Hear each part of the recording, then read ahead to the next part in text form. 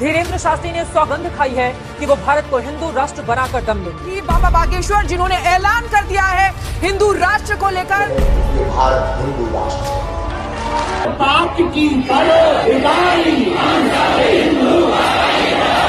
मेरे छोटे भाई धीरेन्द्र शास्त्री जी।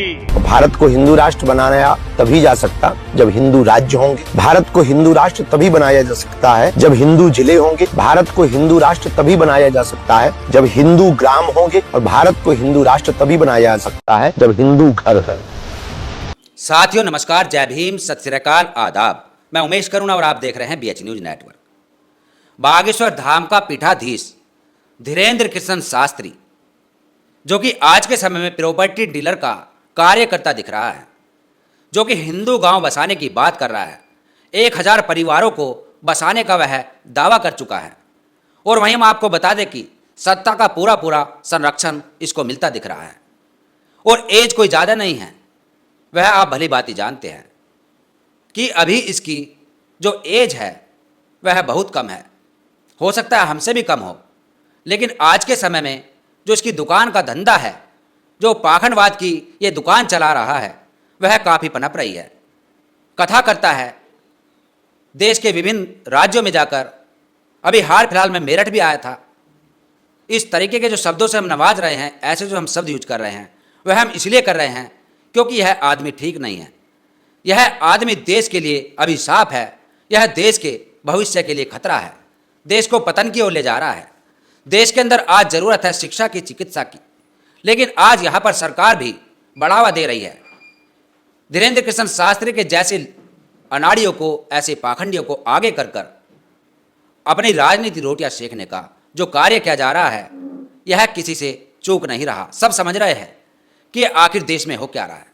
पीजा रखा और उसमें सफेद सफेद सा डला।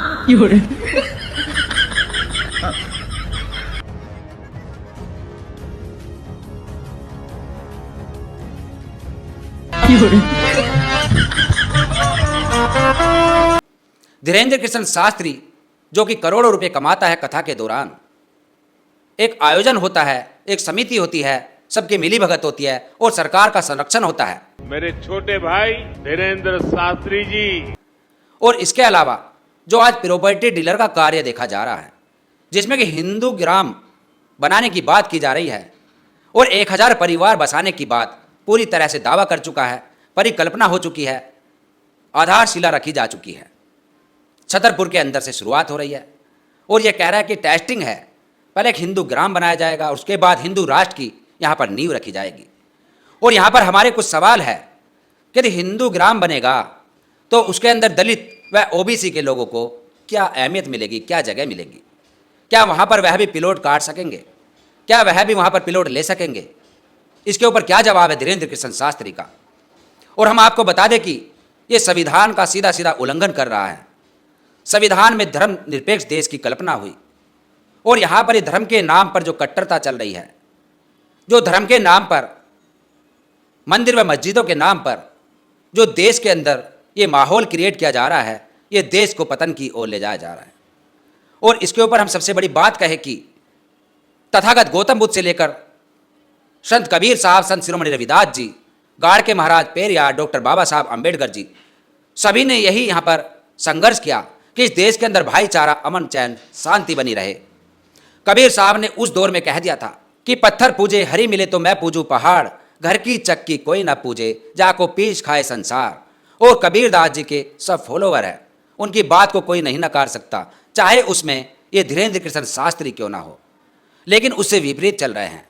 कबीर साहब ने यह भी कहा था कि मुझको कहाँ ढूंढे बंदे मैं तो तेरे पास में, ना तीर्थ में ना मूर्त में ना एकांत निवास में, ना मंदिर में ना मस्जिद में ना काशी कैलाश में, ना मैं जप में ना मैं तप में ना ही व्रत उपास में, ना मैं क्रियाक्रम में रहता और ना ही योग संन्यास में, ना प्राण में ना कुंड में ना ब्रह्मांड आकाश में, ना ही त्रिकुटी भवर में रहता सब श्वासों की सांस में, खोजी हुई तुरंत मिल जाऊं पल भर की तलाश में, कहे कबीर सुनो भाई साधु मैं तो हूं विश्वास में। कितनी बड़ी बात कह दी थी कि जो तू ब्राह्मण ब्राह्मणी कहा जाया तो आन बाट काहे ना आया। कितना बड़ा प्रहार क्या। और ऐसे ही संत शिरोमणि रविदास जी ने कहा, ब्राह्मण मत पूजिए जो होवे गुणहीन, पूजे चरण चंडाल के जो होवे गुण परवीन। मन चंगा कठौती में गंगा, कि जाति जाति में जात है जो के तन के पात, रविदास मनुष्य न जुड़ सके जब तक जाति न जात। और ऐसे ही गाड़ के महाराज हो, पेरियार हो, या डॉक्टर बाबा साहब अम्बेडकर जी हो, महात्मा ज्योतिबा फूले हो, सभी ने यही प्रयास किया कि इस देश के अंदर जो असल विरासत है, जो इस देश के अंदर वास्तव में असल अध्यात्म है, उसको पहचाने कि हमारे अंदर में है। मन ही पूजा, मन ही धूप, मन ही सेव सहज स्वरूप, कि हमारे मन के अंदर है। लेकिन धीरेन्द्र कृष्ण शास्त्री जैसे और भी अन्य जो ये कथा विक्रेता है, जो कि देश के अंदर ऐसा माहौल क्रिएट कर रहे हैं कि कर्म कांडों के व धर्म के नाम पर इस देश को कहाँ से कहाँ ले जा रहे हैं। पिलोटिंग होगी, उस पिलोट में जो हमने देखा कि 5 लाख रुपए एडवांस दिए जाएंगे और उसके बाद जो उसकी किस्तें होंगी वह चुकाई जाएगी। हिंदू गांव के अंदर 3 श्रेणियों के घर बनाए जाएंगे। भूतल पर जो घर बनाए जाएंगे उनकी कीमत 17 लाख रुपए रखी गई है। फर्स्ट फ्लोर का रेट 16 लाख रुपए निर्धारित है। दूसरे फ्लोर की कीमत करीब 15 लाख रुपए होगी। इतना ही नहीं, हिंदू गांव में घर लेने वाले को 5 लाख रुपए पहले देने होंगे, यानी एडवांस। इसके बाद बाकी का पैसा किश्तों में हर महीने देना होगा। और सबसे बड़ी बात इसमें यह होगी कि उस पिलोट को कोई बेच नहीं सकेगा। उसके मरने के बाद वह पिलोट संस्था के नाम हो जाएगा। ये इनकी साजिश है। और उसके बाद हम आपको बता दें कि आज तक एक गांव हिंदू राष्ट्र नहीं बना सके। ये मूर्ख बना सकते हैं, ये मूर्ख राष्ट्र की कल्पना कर रहे हैं। यदि हम आपको एक उदाहरण बताएं कि हमारी बस्ती जहां पर हम निवास करते हैं, उस बस्ती के अंदर एक भी मुस्लिम घर नहीं है। आपको कोई मुस्लिम नहीं दिख सकता, आपको कोई सिख नहीं दिख सकता, आपको कोई ईसाई नहीं दिख सकता। केवल SC, ST, OBC और जनरल के लोगों की ये बस्ती है। ये बहुल्य आबादी कही जाती है बहुजनों की, जिसके अंदर लगभग 95% जाटव समाज के लोग हैं। उसके अलावा प्रजापति भी है, सैन समाज के लोग भी है, कुछ ब्राह्मण भी है, कुछ क्षत्रिय भी है और कुछ वैश्य भी है। लेकिन यहाँ पर भी अभी तक ये हिंदू राष्ट्र नहीं बन सका, क्योंकि जातियों में बटा हुआ ये समाज है। और जाति जहाँ ये जब तक रहेगी, जब तक यहाँ पर कभी भी हिंदू राष्ट्र नहीं बना सकोगे, क्योंकि हिंदू राष्ट्र अपने आप में एक अभिशाप है। हिंदू राष्ट्र के अंदर जाति व्यवस्था ही इसको तोड़ने का काम करती है। बात करते हैं हिंदू एक हो जाओ, बात कहते हैं कि हिंदू हिंदू भाई भाई, जात पात की करो विदाई। और इसके खिलाफ, इसके जो विरोध में टिप्पणी की थी मीरा भारती ने, जो चित्रकूट से एक जिला पंचायत सदस्य है, कि ब्राह्मण की बेटी, चमार की लुगाई, जात पात की करो विदाई, इस तरीके की टिप्पणी की थी। विवाद हो गया था, तिल मिला गए थे लोग कि रोटी बेटी का रिश्ता रखोगे नहीं, जात पात की विदाई करोगे, हिंदू राष्ट्र की परिकल्पना करोगे। और जो पद है आपके, जो विरासत में मिला है आपको, ये कथा विक्रेता का पद, इसको कभी भी छोड़ना नहीं चाहोगे।